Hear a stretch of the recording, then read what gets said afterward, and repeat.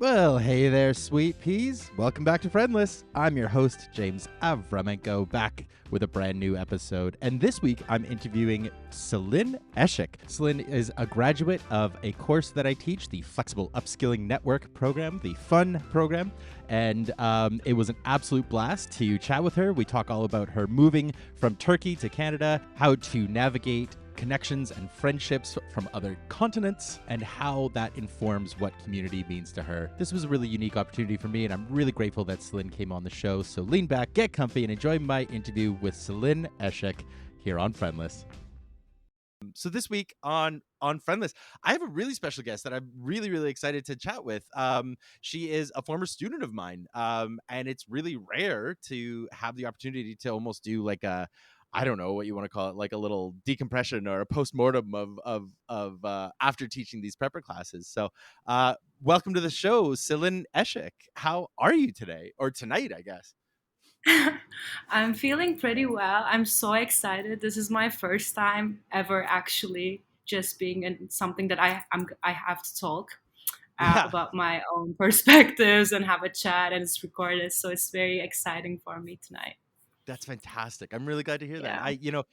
When we were, we set this up when we were doing kind of the post interviews for the prepper class that I'm sure we'll inevitably talk about. But um, you know, something that I really picked up on throughout the whole class was like not only you, but so many of the students never got a chance to really fully demonstrate like their personality and their perspective on things just because of the nature of the class. So when you kind of volunteered to be on here, it was really exciting because it was like finally I get to give you a bit of a platform to like give your perspective, and I'm really excited to hear what we can get to in an hour.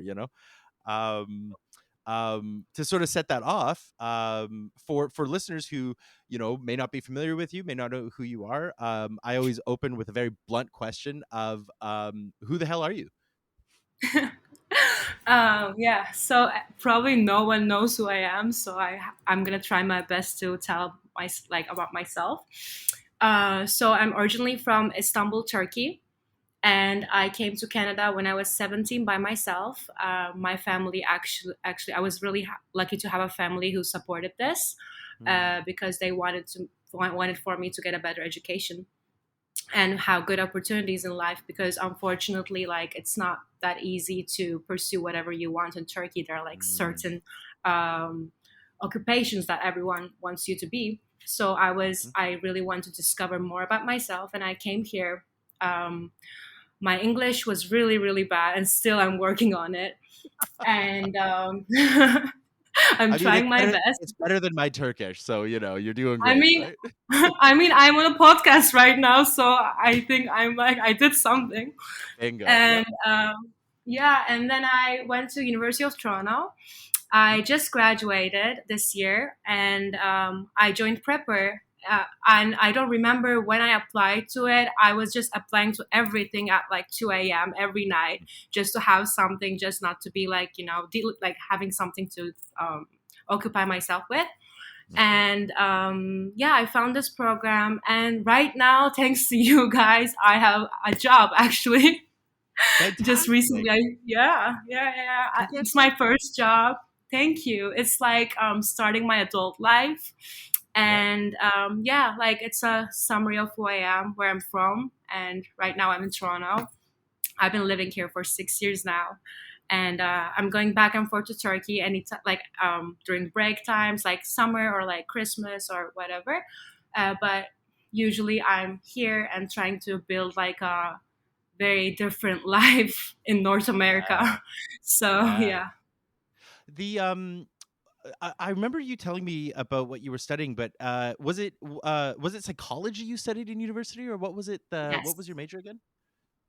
So I started with economics and international relations, and I was like, no, like this is not for me. Like that Mm. graphs and like, because I realized like I'm always finding myself just investigating more about like human behavior, even if it's like economics and everything. I'm like, why do people do that? Why do people prefer that? Like I was always Yes. all my assignments, everything, it was all based on human behavior. So why not study human behavior itself? And I switched my program to psychology, and then I added this focused on neuroscience because I was really interested in the scientific explanation of things too. Because in Mm. theory, like we can talk about things, I feel this way, I feel that way. But I was, because like even you study neuroscience, you can't understand fully what's happening. But it's Yeah. actually kind of approaching to that root cause because you have some biological basis to it. So Hmm. that's why I integrated those and I graduated. And I'm really glad I switched my program because it taught me a lot and it just changed my probably my perception on people and interactions with other people Yeah. too.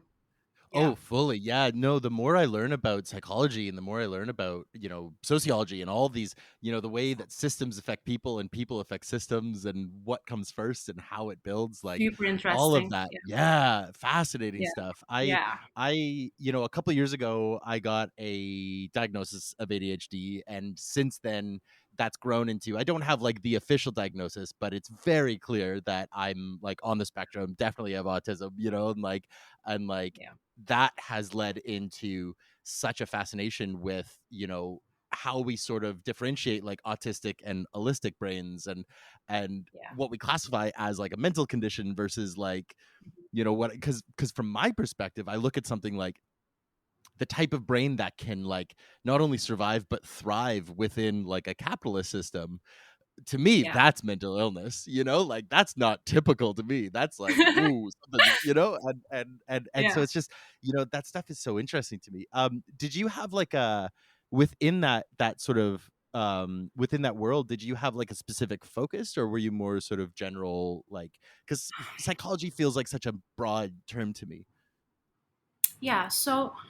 Um so somehow, for example, you have to choose like topics for your assignment and it can be any topic. Somehow I started with Parkinson's to Mm, do my assignments for, and then because I did like a previous thing with it, I kept on choosing Parkinson's, and I just sure. became like a professional about Parkinson's because like I always did my topics with that, but my main interest was actually human memory, and Yeah. actually how the memories about ourselves affect our behaviors every day when we're interacting with other people, or also Yeah. how we store memory that is related to us versus all other memories that we see throughout the day and store as a memory Mm, at the end.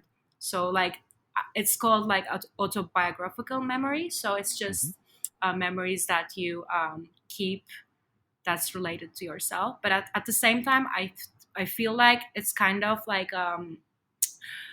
there's an error in that system because so many things about ourselves we think we know about ourselves but we don't know, and then maybe later on in life like we remember, like that happened before, but it's there, it's somewhere there, but it's so hard to consciously like grab it from you know um, Yeah.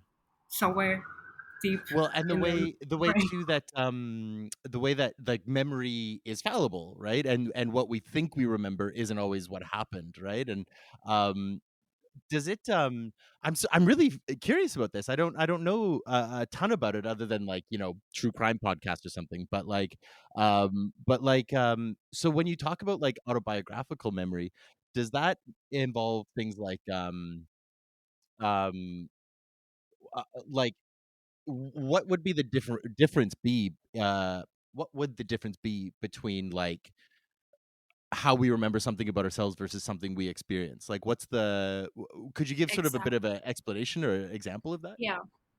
From what I know, Mm, it is when you think of the event and when you character yourself as the main character who's living that event. So it's your mm, perspective. Things are happening to you, and it's not like things that are independent of you, but rather like you're in it and everything happens for you kind of in that memory. Like gotcha. one, for example, thinking about a trip that you had with your family, it's all from your perspective. It's all like what you ate that day, what your mother told you that day. It's not like your mom and your dad eating something at the salad bar, or like it's just Right. like this separate kind of, you're putting yourself as the first person, so it's like your point of view for Hmm. everything, and everything that's actually in time these memories just become like how you define yourself. So like when you Right. find yourself being like, for example, very like suspicious all the time, you say like at the end, I'm a suspicious person because I have these memories that are backing them up, you know. Uh-huh. Okay. I don't know why I said I suspicious. It's the first thing that came No, into my that yeah, no, I love it. I love it. Well, I do a lot of reading about like attachment styles. That's been my yeah. main focus right now. And the idea of Oh, like, cool. anxious versus attachment, then with like Yeah, disorganized just coming in chaos in the back, right? And exactly. a lot of the like DBT, like the dialectical behavior therapy that I do, talks a lot about what you're speaking on. And I'm so fascinated by the sort of, because this is obviously interrelated, but you're using terms I'm not familiar with. And so I'm really like, it really piques my interest. Because I guess my question to it is like, is it possible to create any memory that you um, are a part of without making it a biographical or like an autobiographical experience, Hmm. like because what could you Interesting. possibly witness without it being a part of your experience? Is that a part of the question, or am I extrapolating too much? It's a very interesting question, and it's a very valid question. I'm not like a professor of psychology, but No, no, no. I it's mean, my me neither. yeah, That's it's not the, yeah. yeah, it's very hard to address that. But I think it's just like like one event can produce multiple memories. It makes if that makes Mm. sense. Like for Mhm. example, you're at a restaurant, let's say, and like this couple is like fighting over something, and then you store that fight in a separate memory that's not autobiographical. That's like something that you witnessed. And if You just you observe. if you think about it, you would remember it like 10 years from now. But like if you don't practice on it, you're not going to remember it. But at the Right. same time, you're also experiencing as a third party. So you're there, maybe you're feeling kind of like, on guard with things, like you're feeling like a little bit annoyed or like whatever you're feeling. So that feeling that's like kind of attached to you, or like Mm. it just involves you, it's maybe it can be differentiated like that. So I can just say like one event doesn't necessarily translates into one memory. It can be like, Right. because when we're telling a story, like we can tell a story in like so many different ways, right? Yeah. Like so Yeah. many different details. And then, I was feeling that, my mom's feeling that, my friend was like, what the fuck is going on? And like you Yeah. can just like tell the story from so many different perspectives and so many Yeah. details. Oh, that's so fascinating. I love the idea. Does it in your studies, does it I recognize that there isn't like good or bad versions of memories or things like that, but like is it encouraged to take on memories in one direction over the other? Like is it more like, cuz what I guess I think a deeper element of that question is like when you're creating an autobiographical memory, if that becomes too rooted in you, is the objective more to create like observed memories over like embodied ones, Mhm. or like what's the Yeah. direction with that? I never read anything like this. It's a very cool Oh, okay. idea actually, because it can be like kind of like a balancing system if you do that actually when you Mhm. think about it. But Mhm. yeah, it's very harmful. It can get very harmful because our brain loves to create this like little cognitive shortcuts that we depend on every Yes. day. So Yeah. we don't think about it that much. We can just like act on cue. So Mhm. if you store so many memories, for example, let's say again like you being suspicious, you Mhm. don't even like take the chance to like change that in a situation where it needs to be changed. So Mm. it can get really harmful if you just build on like those kind of memories about yourself, and it becomes like a shortcut. And in our lectures all the time, our professor says like 95% of the time shortcuts are amazing. Like they're Sure. amazing. That's how we function in life, and That's how how we we can drive, that's how we breathe, right? They're like, exactly yeah. Yeah. everything. But 5% of time there's always this chance of being super biased Mm. towards yourself, towards other people, towards situations where you can actually, the ultimate purpose is to protect yourself from like potential threats, right? So Mhm. like if you do the opposite, if you actually interpret something that's not dangerous for you as dangerous because you're used to it, then at the Yeah. end you're like you're gonna be in danger. So Yeah. it's really, I think, essential to understand everything without like stereotyping that much, but it's very hard to do so because stereotypes sometimes really easy to use. Big So time. it's very case specific, I think, very case specific. And probably you train yourself with time, with your experiences, with your friendships, with your relationships, everything. You just somehow find a way to be the best thinker that you can Yeah. possibly be. Yeah. Yeah. Yeah. I find this so fascinating. It makes my, I often say like, when my brain starts kind of spitting out, I always call it like the spider web, Yeah. because it's like Uh-huh. I'm suddenly thinking of like 30 questions, but they're all kind of trying to get out at once, so I just can't Yeah. speak. Um w- w- when you I kind of want to pivot a little bit, because I think Yeah. I want to come back to this, but I want to get a few more kind of context points in it. um when you applied to the fun program, the flexible upskilling network program Yeah. from Prepper, you were saying earlier that you had just kind of like blasted applications out. But was there something that kind of like attracted you to the like tech industry, or like what was it that kind of connected you to the program? Um, so as I said, I really don't remember the time I applied to Sure. it because I was really lost and I had to tell my parents like I'm doing something right after I graduated because they sent me to University of Toronto like you have to be something. Every family member of mine, what is this girl gonna do? She has to be this amazing genius person of our family, and like I had to be in something. So Hmm. that pressure was real. That's why I was applying to a bunch of positions and everything. Right. And when I received that email, like that email that like you guys accepted me to your program, I was Hmm. like, what the fuck was that? Like I don't remember. Like Yep, yep, yep. I'm like googling like prepper. What is prepper? Like I don't remember.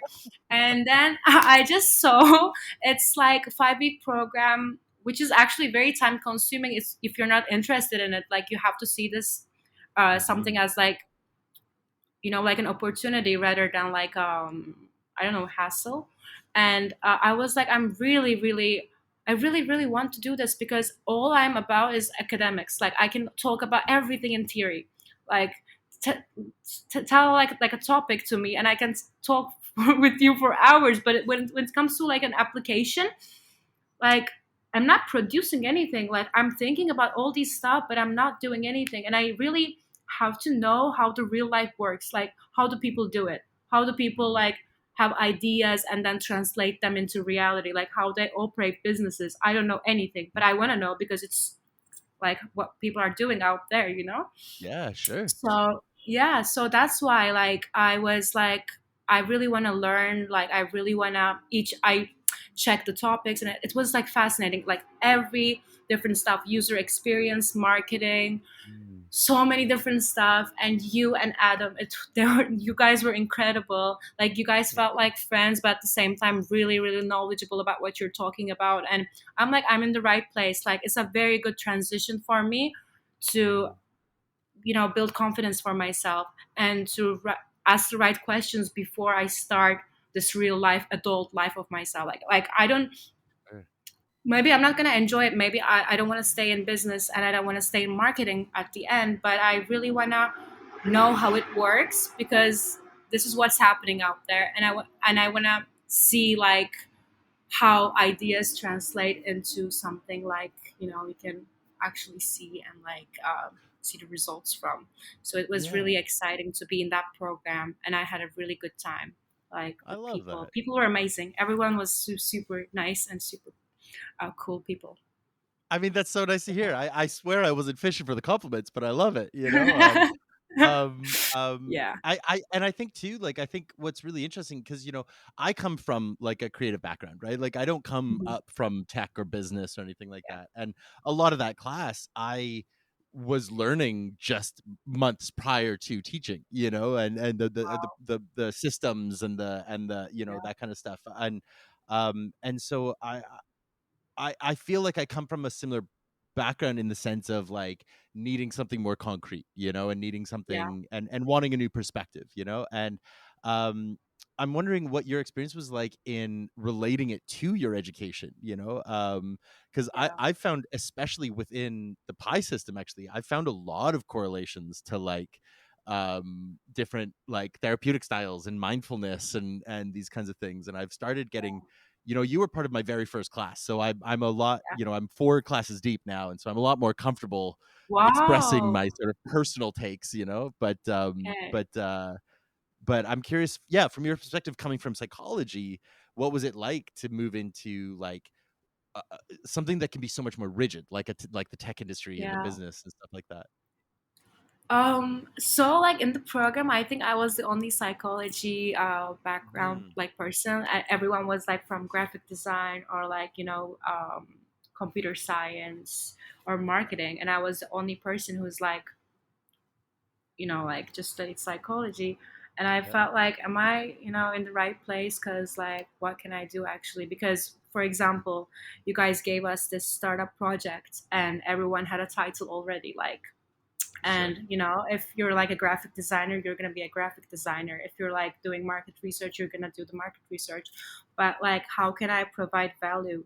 And I was Mm, thinking, um, I can provide value to anything actually, but like exactly. in maybe not in a significant amount, but it's just like, because when you think about it, everything serves to humans and their needs and their desires in the world. Like if you're like Marketing creating is art, psychology. exactly. In Yeah. every even like economics, there's so many like intersections of Mhm, psychology and how the economy works, and the actions of people. And mhm, it's just like I just realized I think I can integrate human behavior with our project. So I was more leaned into like brand strategy and mhm, how we can portray ourselves, how can we can relate to people, how can we actually address their needs. And after that, like for example, we created something, and after that the demand and the thoughts about our company is always going to change. There can be mhm, like some parts that people don't like, that people would feel uncomfortable about, and like kind of predicting that. And you can't be like 100% accurate with that, but knowing sure. psychology, you can predict what people would crave in the future, what people would hate in the future, and you can Mhm, actually build like an overall voice for the company. So mhm. it's actually creating like a like a brand with a personality. So you're just Yes. kind of building pieces to have like a personality within your brand. So Yeah. that's what I did in the program. I tried to help um, with this, yeah, the solid personality for our Yeah. startup. Yeah, I'm so glad you found that, genuinely, because I, like I say, coming from my background, I for years stopped myself from, joining other jobs outside of the arts, because I had that same attitude of like, oh, well, I'm just a theater major. I don't know. What would I know, mhm, And the as soon as I joined, I realized like, oh no, these skills are so transferable, and they're yeah, so useful and helpful and like needed, because and this is not any kind of knock on the more like analytical minded people, but it's like exactly. very often in those industries and in those jobs, they're so number focused, and they kind of forget that there's people involved. And when you can take up the role to remind them that it's like, we're not selling to computers, we're selling to people, and how to do that. I think that can, not only can it obviously help the product, but it also can like help with ethics, and it can help with like Exactly. not being just scummy business, and instead being like, no, let's give an actual product to actual people and make it useful and good, right? And so I'm really glad you found that, because I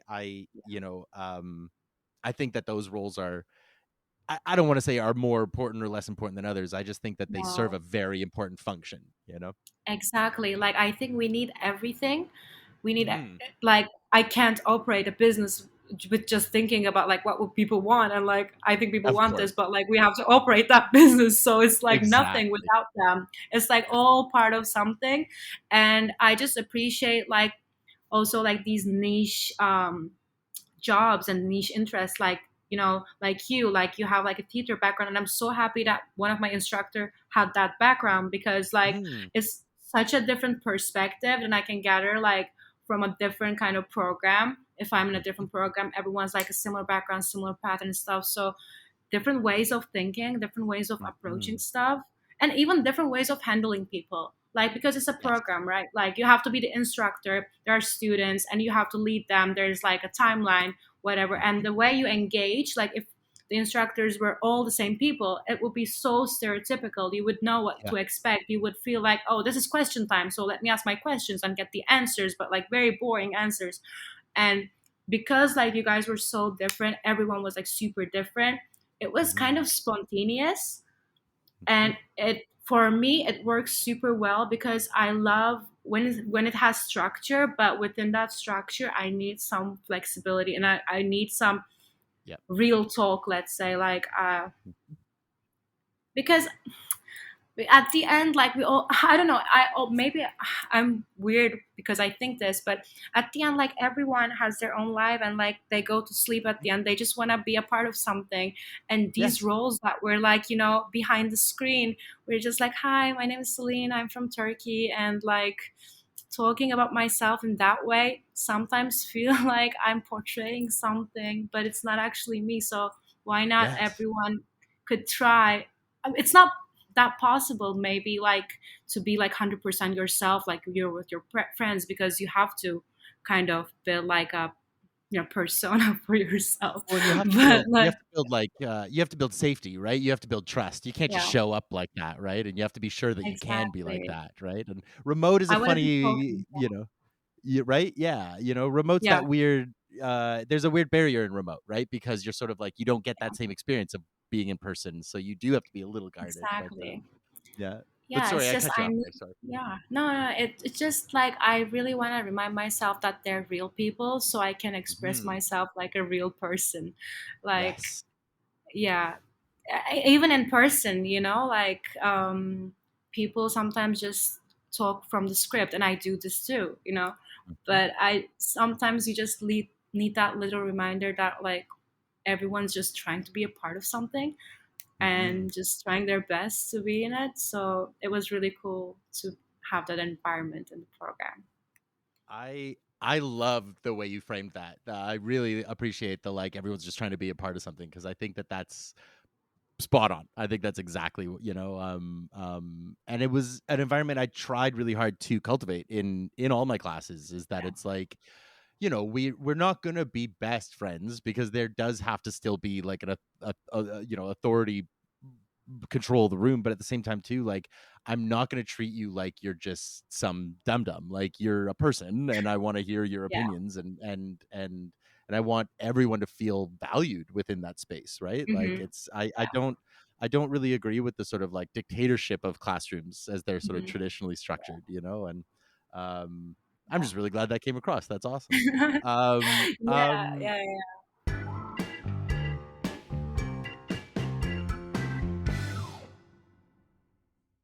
I was, because this is like a show called Friendless. I was thinking about some questions that you are like noticing about other mm, people that you're when you're when you decide to be friends with them. So, what mm, is like a major turn off when you meet with someone and you're like straight, like without any like kind of additional information, like you don't need any kind of information, and you're just like, yeah, that's it for this person, I'm not interested, and I'm not gonna just waste my time talking with this person. What mhm. is something I that you hate? the very first one that springs to mind is people who, like, portray, like, that they're, like, too cool to talk to you. Like, I don't run in a social network of anyone who I believe is, like, better than me, and at the same time too, I don't think I'm better than anyone else. Like, that's, Yeah, I'm really interested in interacting with people who see everyone as people, and so when when I meet new people and they have like a little bit of like a too cool for school attitude, or they try to like play it Yeah. as like very like, very like just detached, like I understand what they're going for, but I just have no time for it, Okay. because it's like, yeah, you can either like chat with me as a human, or you can go like stand quietly alone. That's sort of, Mhm. to me, Yeah. those are your options. Yeah. And then I think the only other big like initial out the gate one would be, um, like it's that funny push pull, because I think I notice it within myself of like Mhm. trying really hard to stay cognizant of like asking questions and being curious, while also like wanting to talk about yourself and wanting to sort of introduce yourself.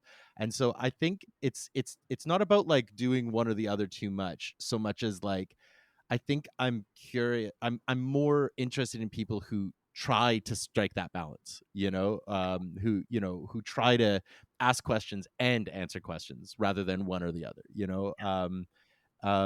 because I think people who obviously people who talk about themselves too much are usually tend to be pretty boring, but I think people who only ask questions also can kind of be boring too. I think that's just as much of a protective thing, Interesting.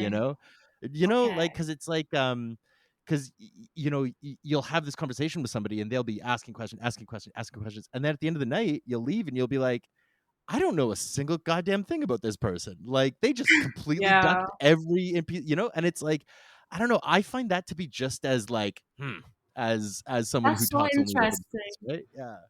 It's Because more about usually balance people, for me. yeah, it's usually people say like, when they're always talking about themselves and when they don't ask questions, like that's not interesting for me. But this is the first time Yeah. I'm hearing someone's like disturbed when they ask too many questions. But like maybe because this something similar, I feel that too, but maybe I'm thinking because I'm an oversharer, maybe I'm just like kind of annoyed with myself because I share too much rather than they ask that Totally. question. I'm not sure if Totally. I'm like mad at myself not putting that boundary, because Yes. you tell everything this happened, like you broke up with me, whatever, and then at the end of the day, like, why did I do that? Like, I don't want them to know this thing. But is it Yes. about us or is it about them? I don't know that part. Like, I really don't. And that's, you know what, and that's like, I understand that question so like deeply, and that's Yeah. definitely one of the like, that's one of the like internal conversations I have with myself all the time, because I am constantly being like, oh shit, I'm talking too much, I need to shut up, I need to ask a question, I need to like take a break, right?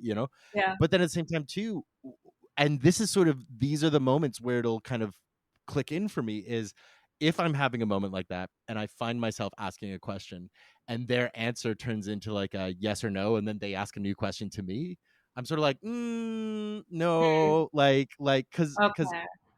because I'm okay with, I'm autistic. I love oversharing. I'm somebody who like, I learn by being told, and if and I can't read minds. And so like, if someone doesn't tell me something, how could I ever know that? Hmm. So I I kind of need to be told in some ways. And so I find people who are really cagey. Again, I'm not trying to say they're bad people. I'm not trying to say it's, I'm just saying for me and for the Yeah. way I connect to people, I think I need a balance between the two, and I think it's recognizing, I think where, how I try to show up is trying to be like, I'm going to overshare and it's okay for you to overshare, but if it's, like, defensively closed off, I think that's the difference. Like, there's some Yeah. people who just don't want to talk about stuff. That's fine, Yeah. like, you don't have to babble the way I do. But if it's like noticeably kind of like defensively shut off, that Hmm. gets, that Okay. to me raises some hackles, Interesting. yeah, yeah, Very those are my big interesting. ones. Yeah. Like, um just, yeah, just a small follow up for that. Like, I'm just Please, gonna, please. put like a little question. I was thinking about this. Like, um, what is something like you wish you would change about yourself when you're having these kind of prejudices against other people, like when you first meet them? Like, you do that, you do that all the Mhm, time, and mhm. it's kind of like your fault to do that, but Sure. this is how you operate when you first meet Mhm, with people, but you mhm. wish, or like you maybe you're doing something about it, but is there anything that you're trying to make it better for yourself? Definitely, definitely. I mean, it comes back to what I was mentioning, dialectical behavior therapy, DBT. I Yeah. just like I it's Okay. I know that that system is built predominantly for like personality disorders. It's obviously a very popular system with like BPD, borderline personality and stuff like that. But I find it to be an incredibly helpful skill set and just set of mental tools for everyone, because a lot of it is framed around dialectics being like there's two things that are true. It's the yes and of psychology, right? So it's like instead of saying, oh, I love being here, but I need to go home because I'm anxious, you say, I love being here and I need to go home, and Okay. recognizing that multiple things can be true.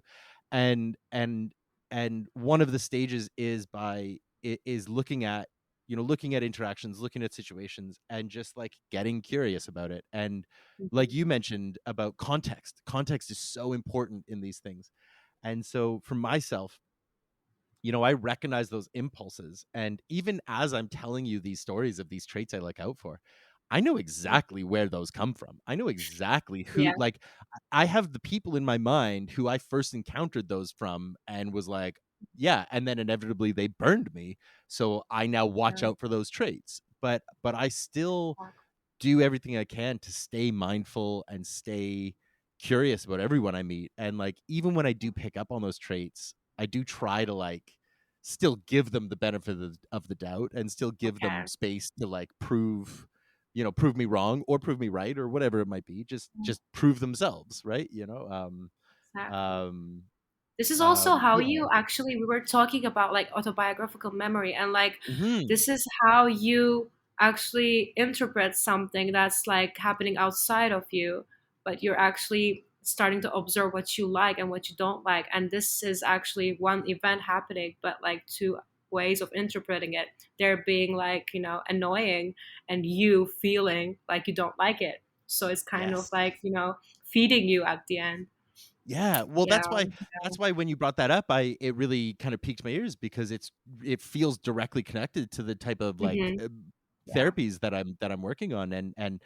And it's hard. Holy fuck, is it hard? Like to like Yeah, because it's all about staying so mindful at all, like not I at know. all times, but like staying as aware as you can, as often as you can. And Yeah, it's very super gentle, it's hard. very soft, but it's hard, right? And Yeah. especially for me, like I um it's it's in the past and in the very recent past, I'm trying to apply a bit of a DBT skill here of instead of saying I am this, I'm trying to say in my experience, it's been difficult or it's been very easy for me to dysregulate very quickly.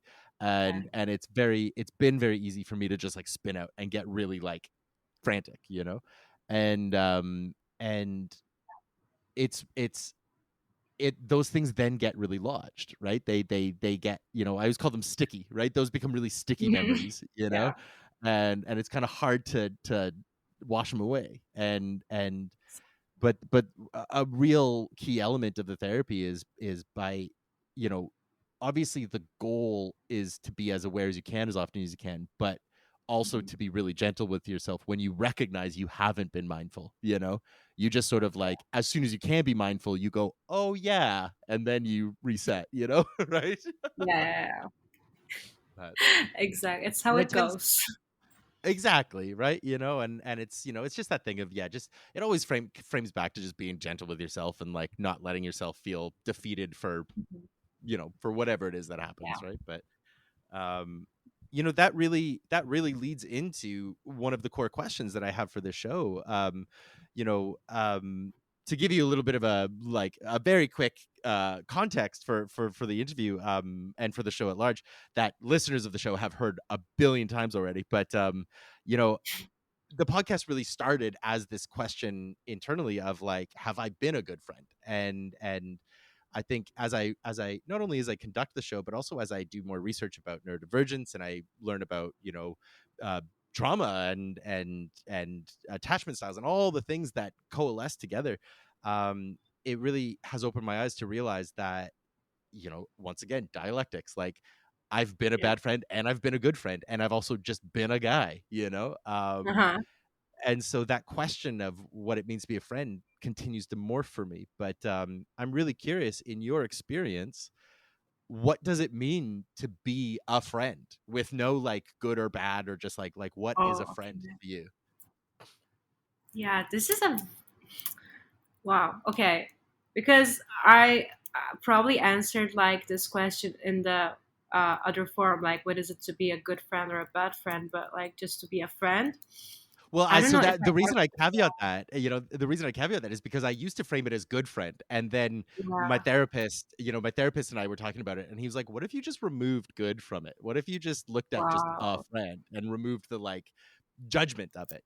So that's why I try to be really mindful of that. But sorry, please That continue. therapist, that therapist is a genius. Like, Angel, my well, boy Scott. yeah. Yeah, yeah, yeah, Like, wow. Okay.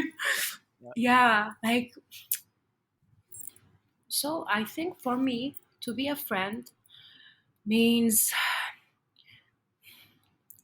just the bare minimum is just to be there, right? Like, just to be someone who is available for Mhm. other people's lives. Like, it's just because, like, you need everyone needs, oh my god, it's so hard. Okay, I think I think like being a friend is just the bare minimum is just to be there for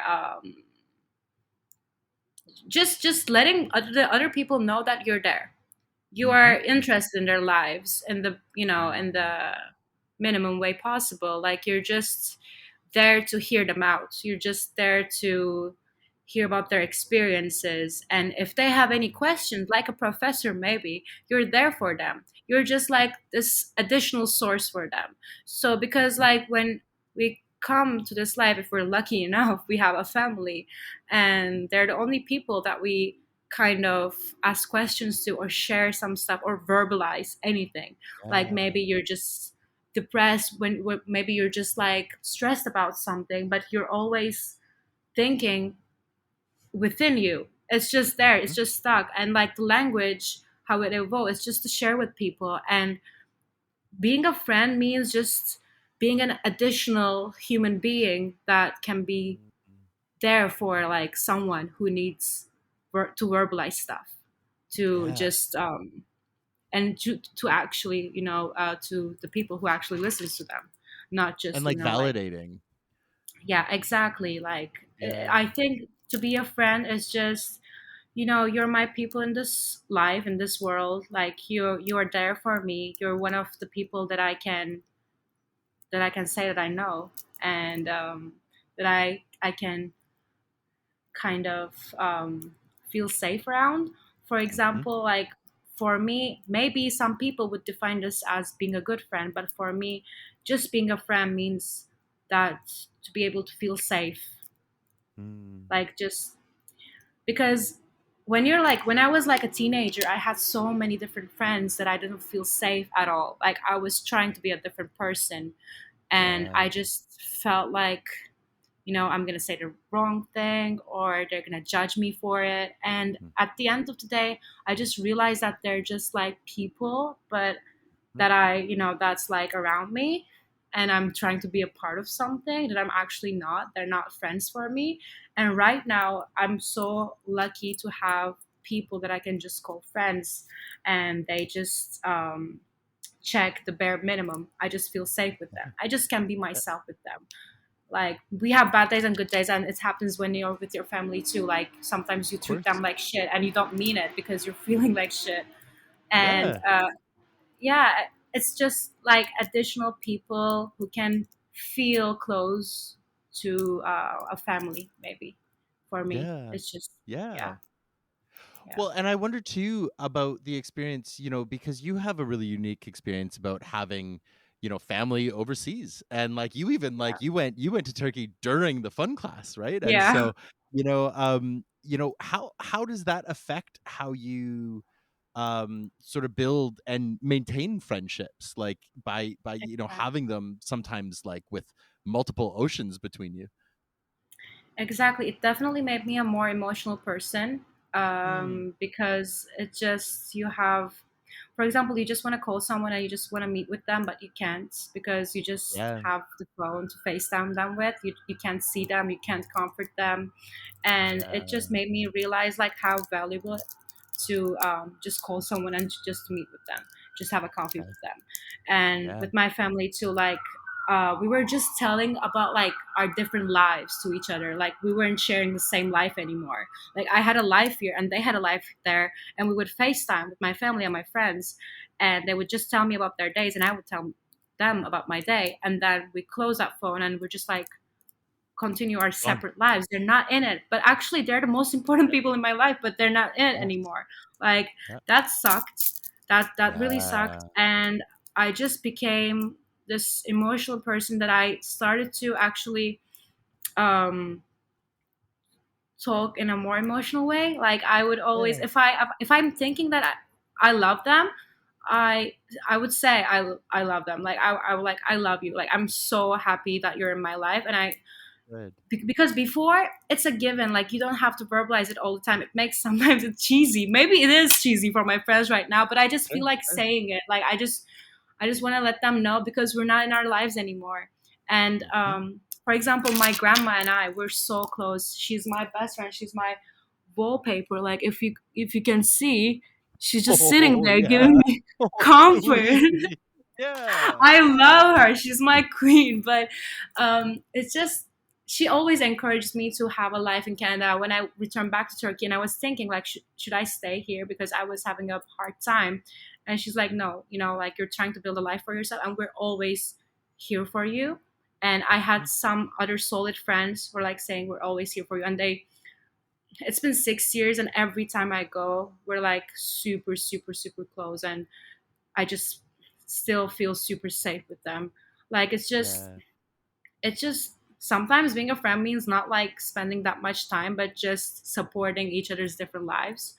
Mhm. And I being like overseas, it's very like explicitly stated that we're like in different lives, Yes. because you know when you're in the same country, same city, everyone like grows apart, everyone's like, you know, trying to approach their own goal and whatever. But you say like, oh, we're not seeing each other, but I'm here for you. But with these people, I can't be with them. Like I have to have a Mhm. separate life and they have to have a separate life, but still like they're my supporters and I'm their supporters. So it was Mhm. really, really hard, but it just taught me to just appreciate like every moment with them. And sometimes I can't live the moment. Like, for example, when we're eating, right? You're just eating. It's just like a normal thing to do. But I'm thinking, this is my, you know, the last dinner I had with my grandma, and like just putting myself in that emotional weird ass state where I Yeah. have to romanticize every moment in my life, because Yeah. it just sometimes it sucks because I just want to eat and I just want to think about the food itself, but I can't. Like it's just Yeah. I'm just thinking about everything, every memory as like a movie right now, Mm. and it just, you know, sometimes movies are sad and sometimes they're, you know, very like cool movies. So it Yeah. has both parts to it. So right now I think it changed actually the perception about how I live my life and how I have these Mm. experiences, you know. I think that's beautiful. I think that's absolutely wonderful. And do you find in that experience as you're sort of like, you know, almost like I don't want to describe it as triggered to do it, but like as you're sort of like, you know, looking at things at such an elevated place, does that for you like create a pressure, or do you find that that makes you just more like mindful of the experience and that makes you almost like enjoy it more? No, I'm a very dramatic person, and Okay, yeah. I'm not a mindful person at all. Like Yeah. I can't do like these mindful practices. I can't just I just suffer. Like it's very, unfortunately, like it can get very harmful to do so, Mm, because I don't know, for example, it's just going to be a little bit dark for this podcast, but like for example losing some people, mm, um it's very hard because even if I want to be at that funeral, like I can't. It's like yeah. 8 hour flight, and like time zone difference. Like I had this Uh, instance, like you can't show up, like, yeah. and in theory, like you always think about this, like what if something happens to them, and actually something did, and I couldn't be there, and it feel like if I as a kid, like I would never imagine myself not being able to attend, like to someone's funeral that I care about the most, and I couldn't, Yeah. and it felt like shit. And that's why, like, sometimes it's just in those moments, actually after that event happened, I think this romanticizing events started for me. And sometimes it just has a little bit like anxiety in it too, because you're Mhm. always thinking like, actually, it's one of the reasons I started therapy. Like I was thinking like whenever I hang up the phone, maybe it's gonna be the last call that we're gonna like. Yeah. It just started to drive me crazy. Like every time I'm on phone with my friend or like a family member, what if it's this last call? Like you don't think about this, it can happen, but you don't think about this. But it just started to drive me crazy. So I'm just trying to be in touch with them as much as possible, and Mm.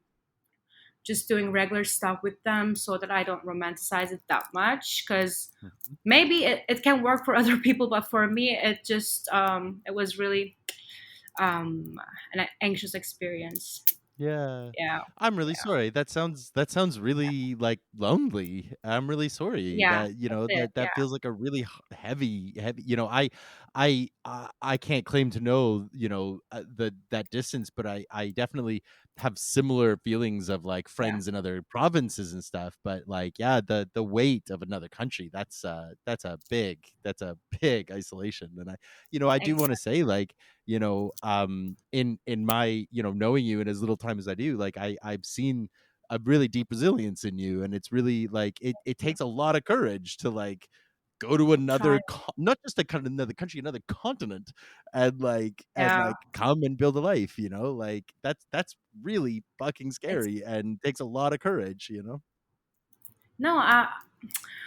This thing, like everyone told me like how brave I was to move abroad, but I never thought about it that way, because I always thought about how lucky I was to have a family like Mm, who actually, because you know um I love my country and I love my people so much. Like I'm not the minority there, like sure. I'm Turkish, so I live in Turkey. So Mhm, and I was lucky to have like a really good life there. And but at the same time, it's limited. It's There are so many mm, issues going on. It's very limiting. And even like how you express yourself, how you dress, whatever, mhm, like mhm, it can be good if you have the power. But mm, if you don't, like it's very very hard to be like become someone there, mhm, in mhm, my experience. So I was everyone, like every one of my friends, like they actually want to move abroad, like they actually want to start a life abroad. It's very sad because we love our country. But that's why, like, and because of so many reasons, maybe they don't have the economic power, or maybe their family is not like okay with it, with some, maybe they're just scared, I don't know, with so many reasons they can't do it.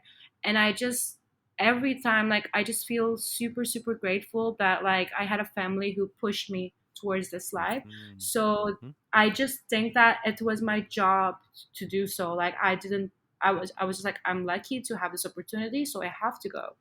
And of mhm. course it gets lonely, but if I stayed there, it would have different downsides to it. Like I would deal with different stuff. It's no matter where you go, like you're always gonna have some problems. And Still I'm is, yeah. glad these are the problems I'm dealing with. It sucks, but there's no life in my maybe it's so depressive, but Yeah. there's no life. Actually, we create problems even if there's none. And that's why, like, I just feel so so so lucky to be here. And right now I'm in a podcast where I like speak a different language. Like, Yeah. wow, like that's crazy for me. Like I speak English right Crazy. now with you, and you listen to me, and I can create like sentences that Yep. would make sense. Like wow, like Yeah. it's a super big deal for me, and Yeah. yeah, I'm so so so happy. That's why I never thought that it's like like as a bad thing or like a brave thing to do. It's just Sure. like a lucky thing that I found myself in. Yeah. I mean Yeah. I mean, that's incredible. I think you're incredible, and I think that that's, like Thank I you. think, I feel, as one of your teachers, I feel very proud of you for Thank what you. you're expressing about, like, the language and and I hear you, and I do wanna repeat it, though, like, it does courage Yeah. is not, a singular thing, right? And it doesn't, Mm, sometimes courage does come easy, but, like, it doesn't mean you're not courageous? yeah. That leads into the sort of other element of the questions that I have of, like, you're talking about your community, you're talking about your country, and I know in the past you and I have spoken about, like, you have, like, a connection with your friends, you've done, like, a magazine project and stuff that you're Yeah. building, and in my world, the word community gets bandied around a lot. It gets used in a lot of different contexts, and I'm really curious what a term like community means to you, because it's another one. It's something I've been talking about all season on the show. Has been like it at times is a really easy definition, and then at times is like a nothing word, and have no idea what it means. And I still have no Yeah. personal definition for it. I have yet to really Yeah. nail something down, but I'm really curious, what does the word community mean to you? And I think, as a bit of a follow-up to that you can kind of run with, is like, how do you find yourself either showing up or building community in your world? Yeah. So community is something very stressful for me. Like Yeah. it's a bunch of people, even like one-on-one relationships are stressful enough, and this is like a whole ass community, like whole like group of people that you have to kind of Sure. um set like kind of like I don't know. It's just super anxious to me. Like so many people, they're on paper supporting you, and if they are, you're so lucky to have them. But there's so much dynamic within a community, and Mhm. it's just I think first like you gotta find your right um how can I say this? Like there are different types of communities. Some of them are like very large and some of them are really small. And some people benefit from having like a smaller community, whereas some people want like to be a part of a larger community where they can be more anonymous but supported. And in the smaller community, you're like more known and you're like out there with your personality and with yourself. But it's like you have to deal with the dynamics more often. So Mhm. I think it depends on which type of community you choose. And for me, like the large communities, um, maybe a little bit better Mm. because I just don't want to deal with like the drama and the dynamics of like a community because sometimes things are good and everyone's good, but sometimes grouping start and everything and they're not actually supporting you, and it's very in my own experience, I don't know, maybe you experience in like a different way, but it's really really hard to find a really genuine community like Oh, yeah. that you actually know that they're supporting you. Yeah, big time. And if we're thinking about like a perfect world where we have these people, they're like, yay, you did this, we got you. That would be amazing. Like, who would not want that? Like, I want that. I want this bunch of people that we can Of share course. everything and, support it. But in the real life I experience, it's not always the case. Yeah. And yeah, that's why, like, sometimes for me, community is something I would really want to have in the perfect world definition, but at the same time it's actually something I could never find. Like I didn't I can't say like maybe if we're talk about my country, Turkish people community, whatever, like Sure, sure. maybe, but I just can't say like I belong to a community right now. Yeah.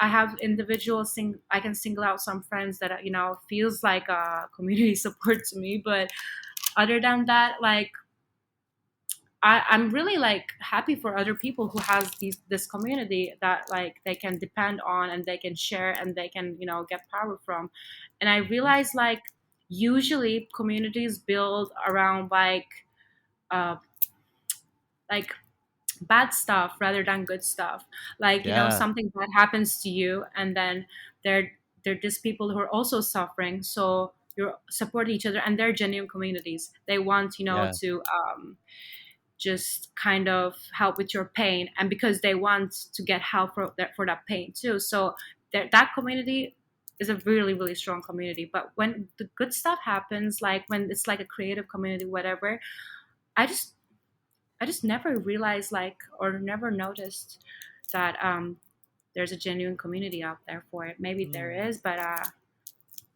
yeah, it's just for me it would be a really good thing to have, but Yeah. I just don't know how if it actually exists Yeah, besides sure. defining it as like a group of people, you know? Yep. No, I hear you entirely. I love it. And that's something I think that's kind of one of the core confusions for me is exactly that Yeah, question of like it seems to me like, yeah, the communities I observe are usually rallied around stuff that are like, we collectively hate this thing or we're collectively getting out of exactly. this thing. And it's like the bonds of communities that are centered around positivity often are weaker than the bonds of Yeah, negativity. And that is feels really disappointing. And maybe that's a human exactly. nature thing. I don't know. But Yeah. but it does feel disappointing.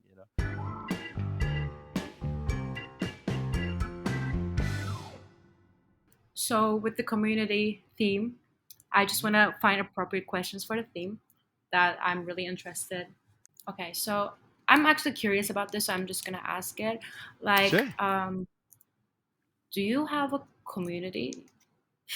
I'm really Do I curious. have Like, a do you have community? a Yeah. yeah, That's a and really good question. how big role, like how much of a big role do they play in your life? Like, do you Yeah. engage with them in a daily basis, or just like updating what it like?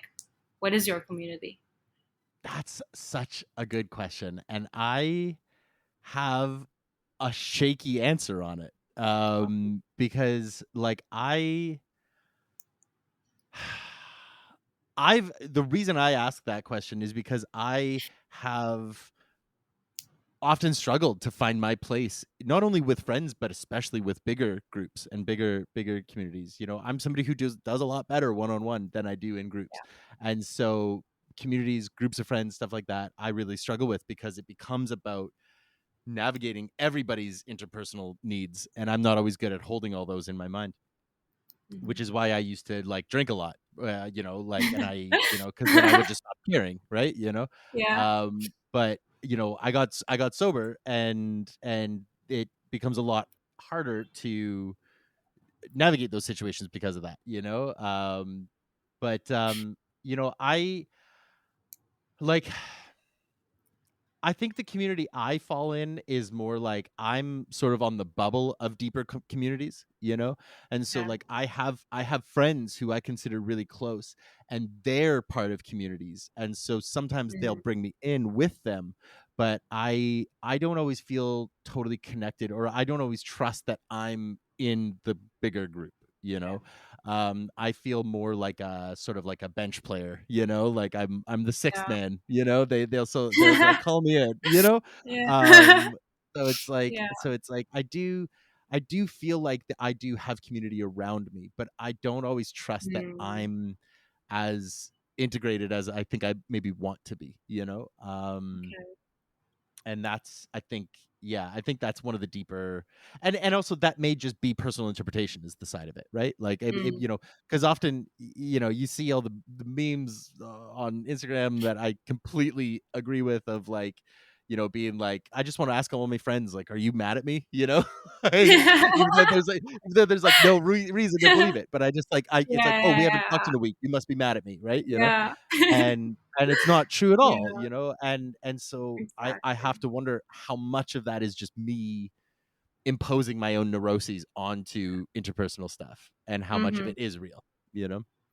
Yeah, but maybe like I'm just thinking maybe no one's sure that they're a part of community, because communities are like Mm, usually they don't have like an agreement, or like you're a member right now. You just start to exactly. feel like a community surrounding you, and maybe Yeah. you are a part of community, and the people you perceive as a part of community, maybe they're like thinking about it in the same way. They're like, do I Yeah. belong here? I'm like hanging out with these people, but like what is it to be actually like, how can you be sure, like what do you think, like how can you be sure that okay, yeah, right now I'm in this community, like how can you say that actually, Exactly. Well, and that's just it. That's exactly right. And I think that that's why I continue to unpack this question, because I think Yeah. you just nailed it. Where it's like when I'm hanging out with a group of friends and I'm feeling I'm having fun and they're all having fun and clearly we're all connected, in a way, to me that is what a community is, right? Like Hmm. we're all just collectively enjoying each other.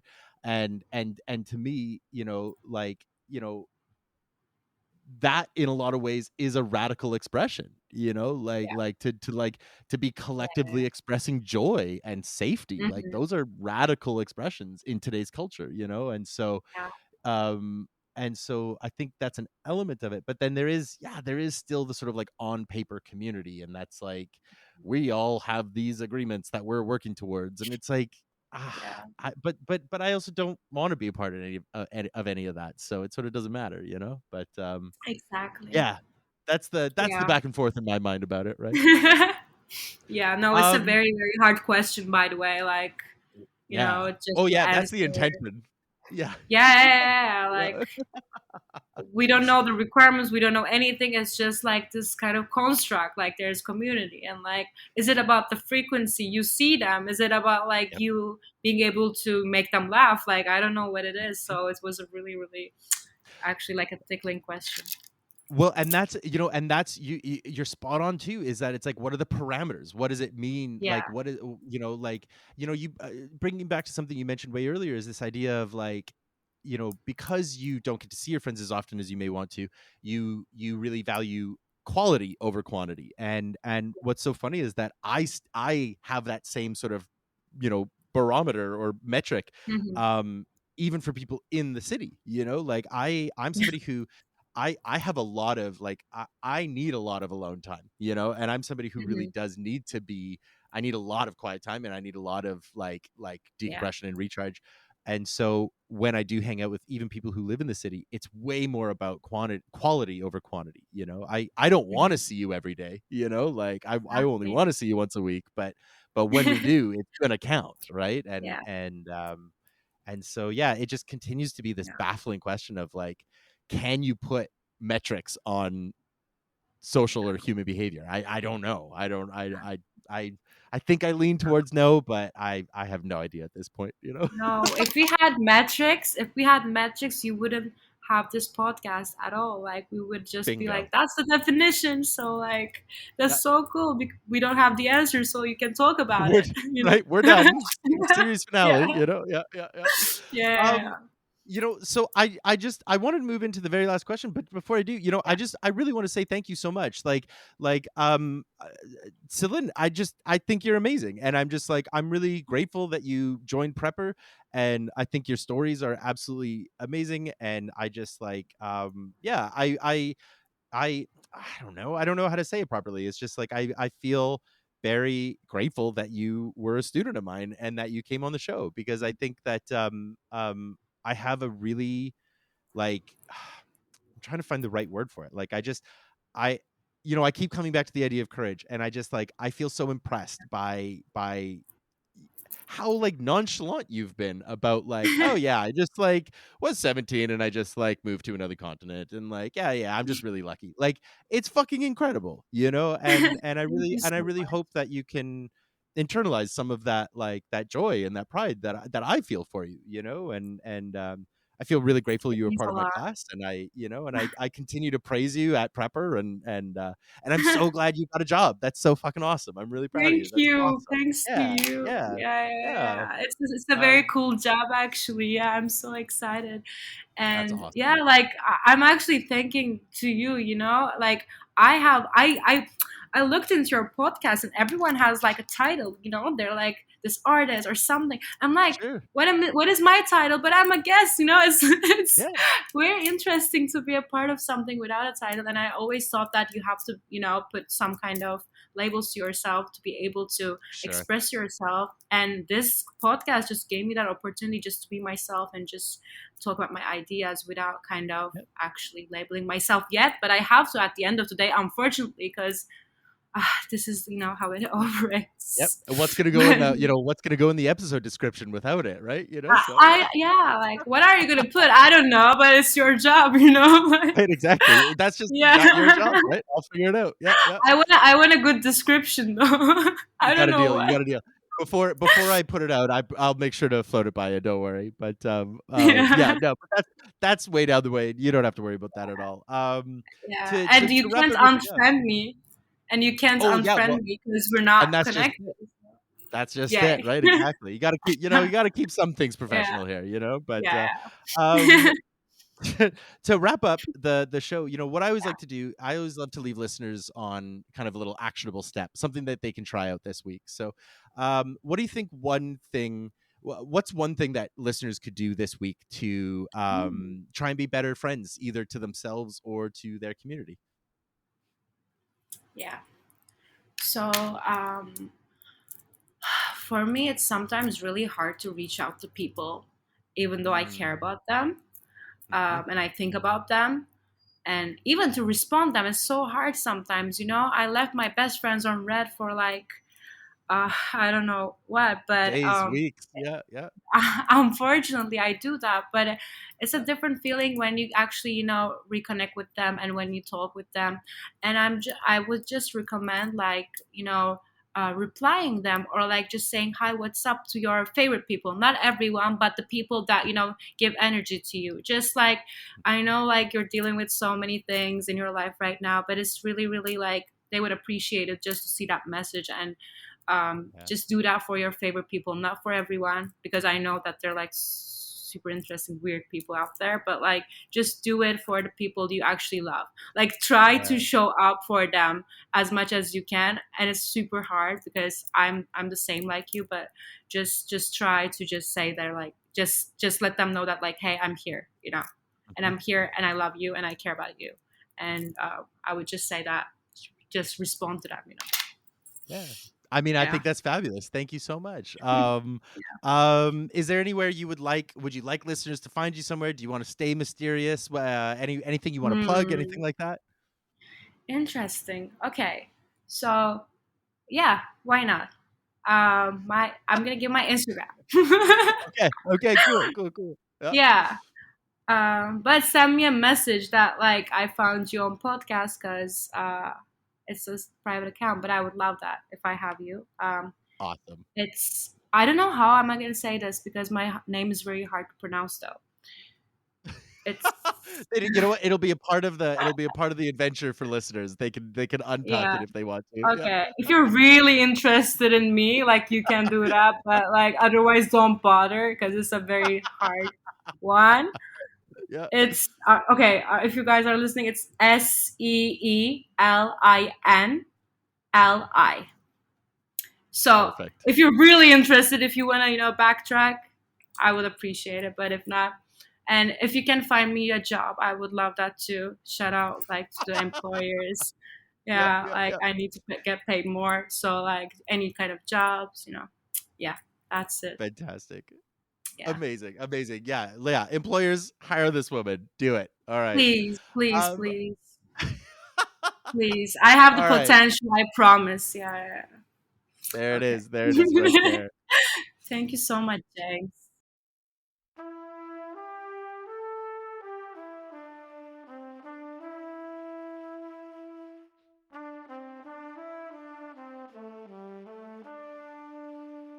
And that's it for another week.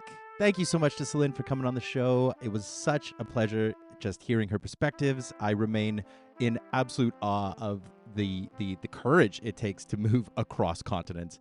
I don't have that kind of bravery. I don't know many people who do. And the ones who do, I have infinite respect for. If you like the show, please be sure to leave a 5-star review anywhere you listened. It helps me out so much, and it is completely free for you.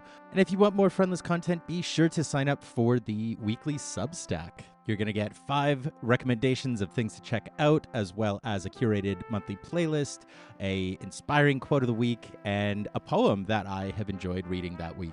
I've decided to take the essay portion of the newsletter and shift it into its own monthly update. So I'm actually planning on doing at least one a month, if not more, depending on the capacity. And I will be putting that behind the paywall because it's time. It's time to start trying to make something off of this, right? So be sure to check that out. The first update should be coming out shortly, and I hope you enjoy it. All the other links, all the other info, all my other projects, Hey Sorry I Missed You, everything like that is all in the show notes or in the link tree in all my social media bios at Friendless Pod. But that's going to be it for me this week. I need to wrap this up early. I broke my front tooth a couple days ago, and I currently look like Jim Carrey from Dumb and Dumber. So I am going to stop recording and curl up in a ball until I can see my dentist. Anyway, thank you so much for listening. I really hope to catch you back here next week, but I'm not going to worry about that now, and neither should you, because that is then, and this is now. So for now, I'll just say I love you, and I wish you well. Fun and safety, sweeties.